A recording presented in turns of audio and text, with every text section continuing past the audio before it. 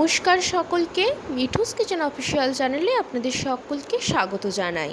আশা করি আপনারা যেখান থেকে আমার এই ভিডিওটি দেখছেন আপনারা সকলে ভালো আছেন এবং সুস্থ আছেন। আমের সিজন তো প্রায় শেষের পথে, তাই ভাবলাম আজকে আপনাদের সাথে পাকা আম দিয়ে সিমুইয়ের রেসিপি শেয়ার করে নিই। হাতে থাকা মাত্র কয়েকটি দিন রয়েছে যে আম পাওয়া যাবে, তো বাড়িতে চটজলদি বানিয়ে ফেলতে পারবেন এই লোভনীয় স্বাদের ডেজার্ট রেসিপি। তাহলে চলুন রেসিপিটি শুরু করে নেওয়া যাক।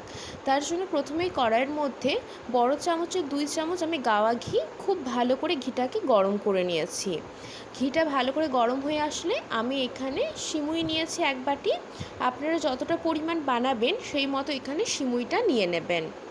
সিমুইটা দেওয়ার পর একটু ভেজে নিচ্ছি। আমি যে সিমুইটা নিয়েছিলাম সেটা কিন্তু রোস্টেড ছিল না, কাঁচা ছিল, সেই ক্ষেত্রে কিন্তু আমি এখানে ভেজে নিয়েছি। অনেক সময় কি হয়, ভাজা সিমুও পাওয়া যায়, সেই ক্ষেত্রে আপনারা চাইলে ঘিয়ের মধ্যে আরেকটু ভেজে নিতে পারেন। খুব ভালো করে এটাকে লো টু মিডিয়াম ফ্লেমে মিনিট 5 সময় নিয়ে একটু ভেজে নেব। খুব কড়া করে ভাজার প্রয়োজন নেই। যখন দেখবেন কালারটা একটু চেঞ্জ হয়ে আসছে, আর এই সিমুইটা কিন্তু একটু মোটা দানার, একদম পাতলা একটা সিমুই পাওয়া যায় সেই সিমুইটা দেবেন না, সেটা খুব একটা ভালো হয় না খেতে। একটু যে মোটা দানার হয় সেই সিমুইটাই নেবেন। মোটামুটি মিনিট 5 হাতে আমি এখানে সময় নিয়ে লো টু মিডিয়াম ফ্লেমে আমি সিমুইটাকে একটু ভেজে নিয়েছি। সিমুইটা আমাদের ভাজা হয়ে গিয়েছে। কালারটা দেখে আশা করি বুঝতে পারছেন কালারটা অনেকটা পরিমাণে চেঞ্জ হয়ে গিয়েছে, মানে ব্রাউন কালার হয়ে গিয়েছে। ঠিক এই পর্যায়ে আমি এখানে একটি পাত্রের মধ্যে সিমুইটাকে একটি সাইডে তুলে রাখবো। প্রথমে সিমুইটা ভেজে নিলাম যাতে পরবর্তীতে রান্নাটা করতে আমাদের সুবিধে হয়। এরপরে আগে থাকতে এখানে আমি 1.5 লিটার দুধকে ঘন করে ফুটিয়ে জাল দিয়ে প্রায় 750 ml মতো কনসিস্টেন্সিতে নিয়ে এসেছিলাম।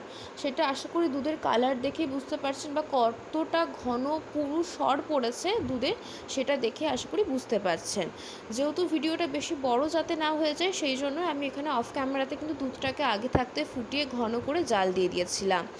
তারপরেও আমি এখানে কড়াইয়ের মধ্যে দিয়ে দুধটাকে আর একটু ঘন করে ফুটিয়ে নেব।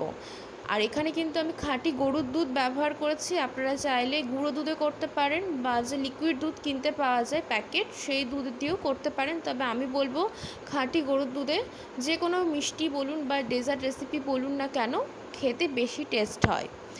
তারপরে দুধটাকে খানিকক্ষণ জাল দিয়ে ফুটিয়ে নেবার পরে এখানে আমি প্রায় 3 থেকে 4 হাতা মতো দুধ, গরম দুধটাই আমি একটি পাত্রের মধ্যে নিয়ে একটা সাইডে রেখে দিয়েছি। তার কারণ হচ্ছে এখানে আমি খানিকটা পরিমাণ গুঁড়ো দুধ মিশিয়েছি, প্রায় 3 থেকে 4 চামচের মতো গুঁড়ো দুধ এখানে আমি গরম দুধের মধ্যে মিশিয়েছি।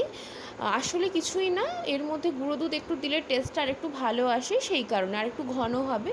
দুধটা কিন্তু ফুটিয়ে ফুটিয়ে অনেকটা পর্যায়ে আমি ঘন করে নিয়েছি। কতটা পর্যায়ে কমে গিয়েছে দুধটা দেখেই বুঝতে পারছেন।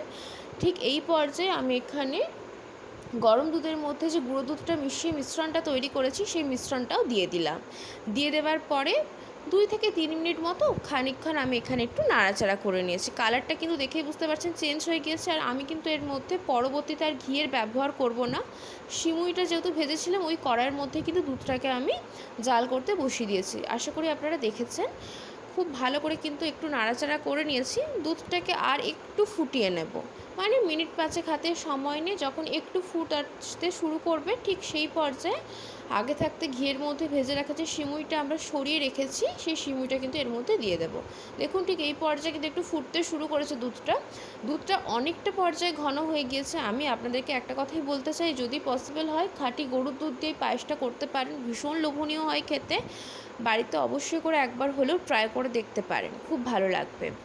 এখানে দেখুন দুধটা কিন্তু ফুটতে শুরু করেছে। ঠিক এই পর্যায়ে আমি এখানে ভেজে রাখা সিমুইটা এর মধ্যে দিয়ে দিয়েছি। সিমুইটা দেওয়ার পরে আমি এখানে গ্যাসের ফ্লেমটা মিডিয়াম টু হাইতে রেখেছিলাম, এবং যেহেতু আমরা এটাকে অনবরত মেশাতে থাকবো সেই জন্য মিডিয়াম টু হাই ফ্লেমে থাকলে কোনো অসুবিধে নেই। এতে করে কী হবে, সিমুইটাও তাড়াতাড়ি সেদ্ধ হয়ে যাবে। তারপরে আমি এখানে সিমুইটা দিয়ে দেওয়ার পর খুব ভালো করে প্রায় 10 থেকে 12 মিনিট মতো একটু ফুটিয়ে নিয়েছিলাম, যাতে করে সিমুইটা খুব ভালো মতো সেদ্ধ হয়ে যায়। ভাজা তো রয়েছে কিন্তু তাও সেদ্ধ হতে হবে, খুব একটা বেশি সময় লাগে না সিমুই সেদ্ধ হতে।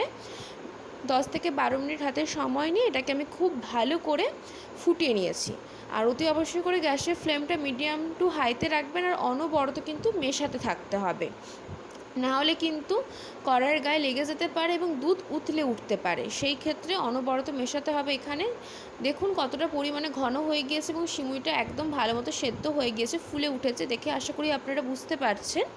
ঠিক এই পর্যায়ে আমি গ্যাসের ফ্লেমটা বন্ধ করে 2 মিনিট মতো রেখেছিলাম। 2 মিনিট পরে এখানে আমি 1 বাটি নলেন গুড় নিয়েছি। অনেকের মনে হতে পারে এখন তো নলেন গুড়ের সিজন না, নলেন গুড় কোথায় পাওয়া যেতে পারে? আমার কিন্তু ফ্রিজে স্টোর করে রাখা থাকে নলেন গুড়। সেই ক্ষেত্রে যদি পসিবল হয় আপনাদের অ্যাভেলেবেল থাকে তাহলে নলেন গুড় দিতে পারেন, আর নচেত আপনারা এখানে গুড়ের বাতাসা, চিনিটা একটু অ্যাভয়েড করবেন।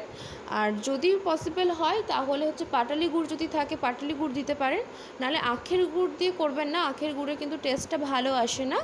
সেই ক্ষেত্রে আপনারা এখানে গুড়ের বাতাসাটাও ব্যবহার করতে পারেন বা ব্রাউন সুগার দিতে পারেন। নলেন গুড়টা দেওয়ার পরে খুব ভালো করে মিশিয়ে নেব। আর একটা কথা, অতি অবশ্যই করে যখন গুড় এবং আমের পাল্পটা দেবেন সেই ক্ষেত্রে গ্যাসের ফ্লেম বন্ধ করে অতি অবশ্যই করবেন, তার কারণ নাহলে কিন্তু দুধটা কেটে যেতে পারে। আর গ্যাসের ফ্লেম বন্ধ করে 2 মিনিট মতো একটু অপেক্ষা করবেন। তারপরে কিন্তু নলেন গুড় বা যেই গুড়ই ব্যবহার করুন না কেন এবং আমের পাল্প সেটা এর মধ্যে মেশাবেন। গুড়টা দেওয়ার পরে কালারটা দেখুন কতটা লোভনীয় লাগছে দেখতে। খুব সুন্দর করে গুড়টাকে কিন্তু মিশিয়ে নিয়েছি। এরপরে যেহেতু এটা আম দিয়ে সিমুই আমি এখানে আজকে তৈরি করছি, সেই জন্য এখানে আমি 2টো ছোটো ছোটো মাঝারি সাইজের আম নিয়ে নিয়েছি। একদম পাকা আম, কালারটা দেখেই বুঝতে পারছেন। ঠিক এইভাবে কিন্তু আমটাকে ছুরির সাহায্যে ছোটো ছোটো করে পিস পিস করে নিয়েছি, মানে গোটা আমটাকে আমি খোসা ছাড়িয়ে নিয়েছি। তারপরে এইভাবে আমি ছোটো ছোটো পিস পিস করে নিয়েছি। আপনারা চাইলে বড় করেও পিস করতে পারেন। মিক্সিং জারের মধ্যে দিয়ে এটাকে একটা পাল্প তৈরি করে নেব। পেস্টটা যাতে স্মুথ হয় সেই জন্য ছোটো করে পিস পিস করে আমি এখানে একটা পাল্প তৈরি করে নিয়েছি আমের। সেই আমের পাল্পটাও কিন্তু আমি এর মধ্যে দিয়ে দেবো। অতি অবশ্যই করে গ্যাসের ফ্লেম যেন অফ থাকে। গ্যাসের ফ্লেম কিন্তু আর অন করবেন না। পাল্পটা দেওয়ার পরেও খুব ভালো করে এখানে আমি মিশিয়ে নিচ্ছি। আমের পাল্পটা যাতে খুব ভালোভাবে মেশানো হয়ে যায়। দেখতে যত না লোভনীয় লাগছে, খেতে কিন্তু অমৃত স্বাদের হয়েছিল। অবশ্যই করে বাড়িতে একবার ট্রাই করে দেখতে পারেন। আশা করব আপনাদের ভীষণ ভালো লাগবে। আমের পাল্পটা মোটামুটি কিন্তু আমাদের এখানে যখন দেখবেন মেশানো হয়ে গিয়েছে, ঠিক সেই পর্যায়ে আমি এখানে লাস্টে খানিকটা পরিমাণ এলাচের গুঁড়ো দেবো। পায়েসে এলাচের গুঁড়ো না দিলে টেস্টটা খুব একটা ভালো আসে না, সেই জন্য আমি এলাচের গুঁড়ো অল্প পরিমাণে দিয়েছি। তাহলে কিন্তু আমাদের লোভনীয় স্বাদের পাকা আম দিয়ে তৈরি সিমুইয়ের পায়েস একদম রেডি হয়ে যাবে। আজকের রেসিপি আপনাদের কেমন লাগলো অতি অবশ্যই করে কমেন্ট করে জানাতে পারেন। যদি ভালো লেগে থাকে অবশ্যই করে আমার চ্যানেলটিকে সাবস্ক্রাইব করে দেবেন। লাইক শেয়ার কমেন্ট করতে ভুলবেন না। আর যদি এরকম নিত্য নতুন রেসিপি পেতে চান তাহলে অবশ্যই করে আমার চ্যানেলটিকে সাবস্ক্রাইব করে দিয়ে আমার চ্যানেলের পাশে থাকার অনুরোধ রইল। পায়েস কিন্তু একদম রেডি হয়ে গিয়েছে। ঠিক এই পর্যায়ে আমি কিন্তু এখানে সার্ভ করে দিচ্ছি। এটা যেমন গরম গরম খেতে ভালো লাগে, ঠিক তেমনই ফ্রিজারের মধ্যে রেখে 2 থেকে 3 ঘন্টা ঠান্ডা করে নেওয়ার পরেও কিন্তু খেতে দারুণ লাগে।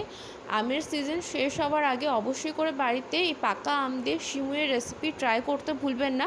আর এই রেসিপিটি যদি আগে বাড়িতে কেউ বানিয়ে থাকেন তাহলেও কমেন্ট করে জানাতে পারেন যে রেসিপিটি আপনাদের কেমন লাগে, বা আমার রেসিপি দেখে যদি বানিয়ে থাকেন তাহলেও কমেন্ট করে জানাতে পারেন যে আপনাদের রেসিপিটি কেমন লেগেছে।